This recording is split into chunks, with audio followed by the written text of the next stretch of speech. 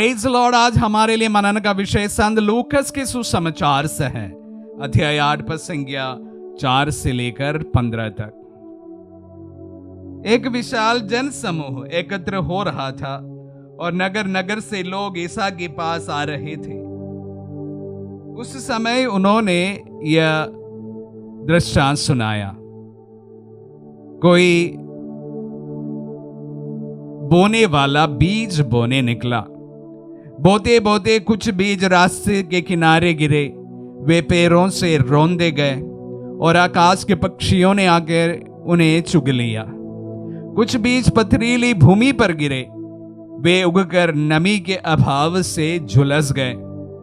कुछ बीज कांटों में गिरे, साथ साथ बढ़ने कांटों ने उन्हें दबा दिया। कुछ बीज अच्छी भूमि पर गिरे, वे उगकर 100 गुना फल लाए। इतना कहने के बाद वह पुकार कर बोले, जिनके सुनने के कान हो वे सुन ले। दृष्टांत का अर्थ इस प्रकार है। ईश्वर का वचन बीज है।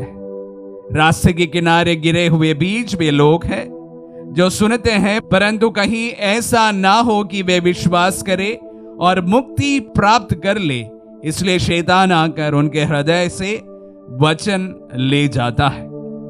चट्टान पर गिरे हुए बीज वे लोग हैं जो वचन सुनते ही प्रसन्नता से ग्रहण करते हैं, किंतु जिनमें जड़ नहीं है। वे कुछ ही समय तक विश्वास करते हैं और संकट के समय विचलित हो जाते हैं।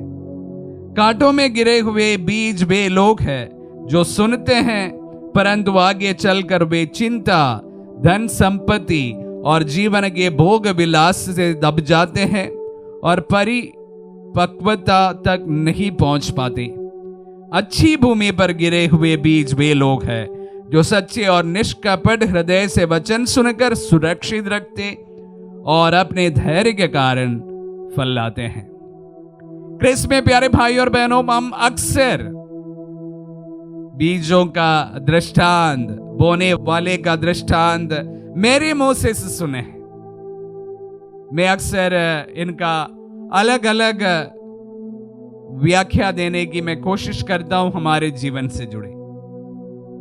आज भी जब इन वचनों को मैं पढ़ते समय एकदम से मेरे मन में यही विचार आया कि अभी तक हम देख रहे थे कि जो बीज बोया गया है वो अलग अलग लोगों के दिलों में बोया गया है।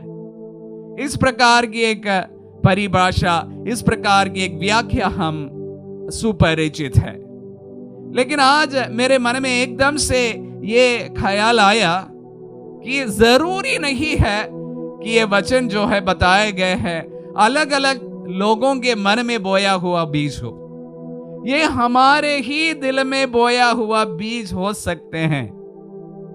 कभी कभी हमारे दिल में अक्सर प्रभु का वचन बोया जाता है, अलग अलग समय पर अलग अलग व्यक्तियों के द्वारा अलग अलग परिप्रेक्ष्य में। लेकिन जरूरी नहीं है कि हर कोई वचन जो हमारे दिल में ही बोया जा रहा है वो हर समय 100% फल लाए।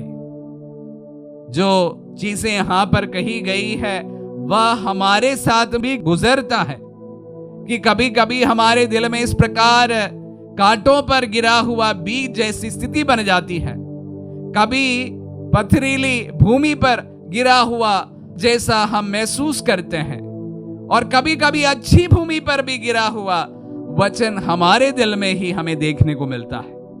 यह ना सिर्फ हमारी ही कहानी है, यह प्रभु के शिष्यों से शुरुआत हुई कहानी है। प्रभु के शिष्य प्रभु के साथ रहे थे 3 साल। छोटा समय नहीं था। उनके साथ में उनका एक प्रकार का 1-to-1 रिलेशन था, एक व्यक्तिगत रिलेशन था, और उन्हें फिजिकली वो अनुभव करते थे, वचनों को सुनते थे, कार्यों को देखते थे, और उनकी महिमा तक उनकी आंखों के सामने वे देखे थे। उसके बावजूद भी हम देखते हैं कि शिष्य, प्रधान से लेकर छोटे लोगों तक, सभी लोगों में इस प्रकार की भावनाएं हमें देखने को मिलता है। पीटर को देखिए कि जब थोड़ी सी समस्या आई, हम देख रहे हैं कि वह प्रभु को ठुकरा देते हैं। और उसी प्रकार हम संत थॉमस को देखिएगा कि प्रभु का वचन तो सुनने में आया कि प्रभु जीवित है, उसके बावजूद भी उस पर विश्वास नहीं कर पाते हैं। और यूदास इस्करियोती को देखिएगा कि जो दिन रात प्रभु के साथ रहने के बावजूद भी प्रभु का विश्वासघाती निकला। और तमाम उन शिष्यों को भी देखिएगा। तो प्यारे भाई और बहनों, शिष्यों से शुरुआत हुई ये सिलसिला कलीसिया में आज भी जारी है। प्रभु का वचन सुनाया जाता है, हम सुनते जा रहे हैं। उसके बावजूद भी ऐसा नहीं है कि हर कोई वचन जो है 100% फल ला रहे हो। मेरे जीवन में भी नहीं है। मैं खुद में ही यह अनुभव करता हूं। कभी कभी मेरे जीवन में प्रभु का वचन कोई फल उत्पन्न नहीं करता है।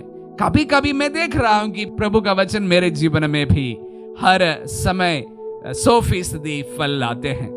तो ये इंसान के जीवन के से जुड़कर भी हम देख सकते हैं। ऐसा जरूरी नहीं है कि कोई बंजर भूमि ही है कोई व्यक्ति, ऐसा नहीं है।